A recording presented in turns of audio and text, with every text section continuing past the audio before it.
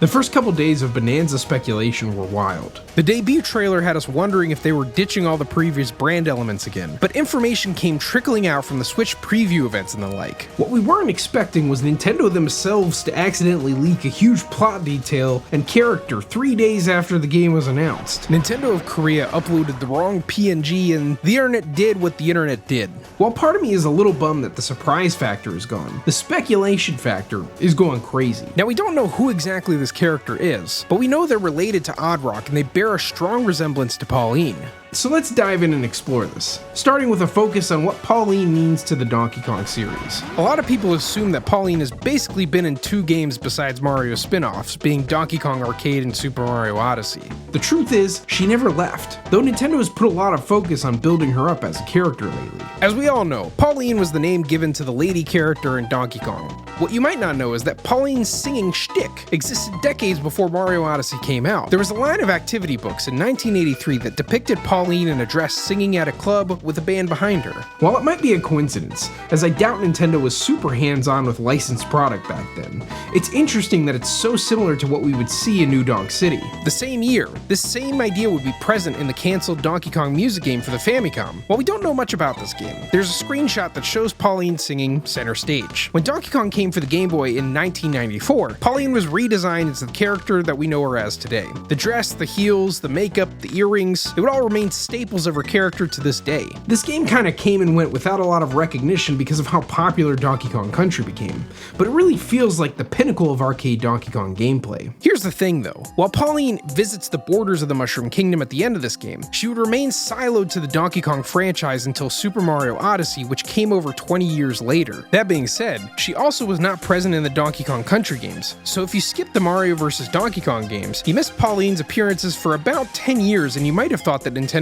resurrected the character just for Odyssey. While I'm not going to break down the plot of every Mario vs. Donkey Kong game here, I will say that she's a central character in most of those releases. I find it interesting that they have kept Pauline glued to this specific line of games, and it's why I would consider her more of a Donkey Kong character than a Mario one. I think Nintendo considers her the same, as outside of spin-off games, the only adventure we've seen her in is Odyssey. The place where she resides is this crossroads of sorts for the Mario and Donkey Kong worlds. This is the spot where Pauline was originally captured. The streets themselves are named after Donkey Kong characters. It's noteworthy that the first time Pauline would properly intersect with the Super Mario series, she would also be attached to the hip with a bunch of Donkey Kong references. They really committed to this. They even have the Dixie Theater in the live-action trailer of the game. Pauline plays a pretty prominent Bro, I just wrote a tongue twister. Pauline plays a pretty prominent role in the game, not necessarily in terms of the plot, but for establishing that incredible mid-game climax in the New Donk City Festival. Now all of a sudden she's a mainstay in the spin-off games. They also made New Donk City pretty widely available, appearing in Captain Toad, Smash Ultimate, and Mario Golf this generation.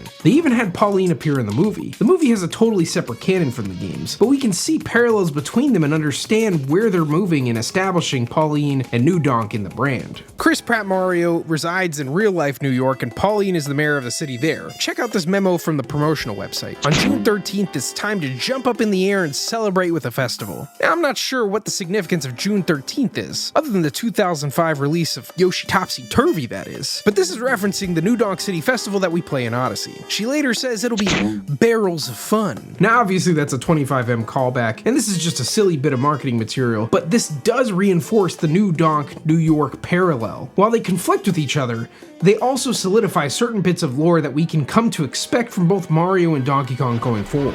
We're seeing the storytellers at Nintendo invest into this place and its mayor. More than New Donk, Pauline is the bridge between Mario and DK, so making her the mayor of their original battleground makes sense. There was also a plan to use Pauline in the cancelled Donkey Kong Freedom game. In that project, she was conceptualized as an explorer in DK's territory. It's curious then to see that not only is New Donk acknowledged early in this game, we also see someone who looks like Pauline. The question remains, in what form or relation to Pauline does this character have? Parts of the internet are calling her Smalline, so let's roll with that to avoid any confusion going forward. We can see in this render that this girl is taking the position of Oddrock, and she has a bracelet resembling the character. I imagine that Smalline is bound inside of Oddrock because of the Void Coat tape. We see this tape in various parts of the world, blocking DK's path and corrupting elements of it. You can pass through these by making Oddrock sing, which definitely falls in in line with the way Nintendo has been building Pauline up. So why is she so young? Well, I imagine with her being one of the taller human characters, she wouldn't fit on Donkey Kong's back properly in her usual getup, so for gameplay reasons, it's sort of required.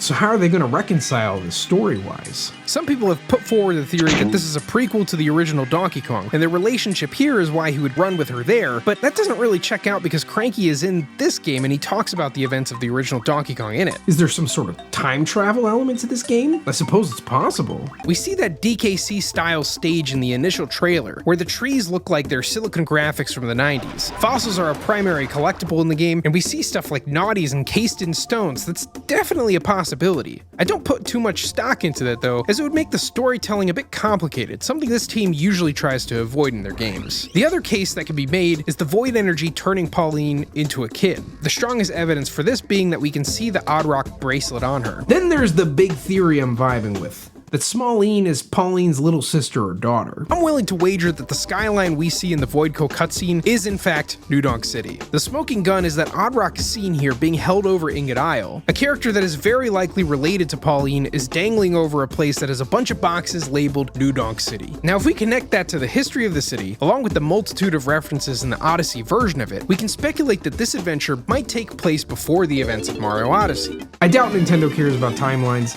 and they very well might have named all those streets after random DK characters without much of a second thought.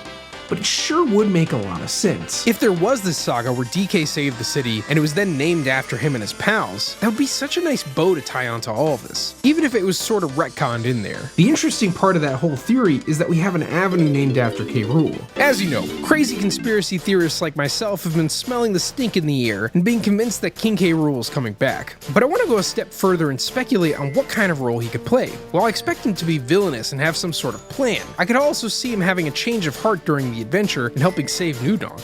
They describe DK and K. Rool as rivals, similar to the relationship between Cranky and Mario. It's insinuated through the Mario vs. Donkey Kong series that our DK is also a rival to Mario, but they aren't necessarily enemies. The Banjo trailer gave us a funny peek into the buddy dynamic that they could have in future games.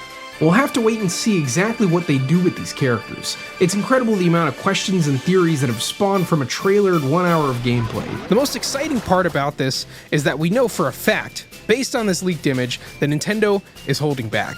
We've only seen the surface of Donkey Kong Bonanza. Alright, that about...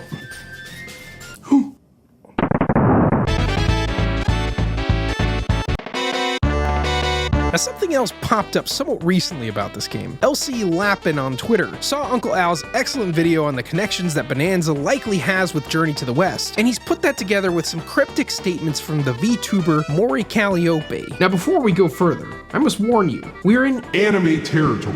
VTubers and everything surrounding them is as foreign to me as wave dashing is to your grandma. I'm going to do my best to describe this, but I'm probably going to stumble around this whole culture. Anyway, this VTuber has done some songs recently with WB for the Harley Quinn anime, as well as a song for One Piece, and now she's talking about a big project based on Journey to the West that might draw a more general audience to her channel. She specifically says this project has to do with a game, which I find really suspicious. What's even more suspicious is that this artist raps? Are we going to get some sort of singing, rapping, hybrid, DK rap sort of thing in Bonanza sung by a real person playing a pretend character? Sounds a little weird at first, but they did have Jump Up Superstar sung by voice actress Kate Higgins to promote and use within Odyssey. They didn't go the route of having an established music artist, but rather a voice puppeting a character. Looking again at the live-action trailer for Odyssey, they really want you to buy into the idea that Pauline herself is singing this song. So would it be that much of a stretch to get someone who isn't even real to do a similar thing? I don't think so. Although if you look at the other collaborations with One Piece and WB, the character of the VTuber was pretty prominent in the music video itself. I think the whole appeal of these VTuber characters is injecting them into things rather than having them provide just a voice. All that being said, Nintendo did recently work with the parent company of a bunch of these folks to promote the Nintendo World Championships a year ago. The more realistic, level-headed conception of this is that if she is in fact working with Nintendo, it's some sort of social media thing like they've been doing with other influencers. It's a new age, folks.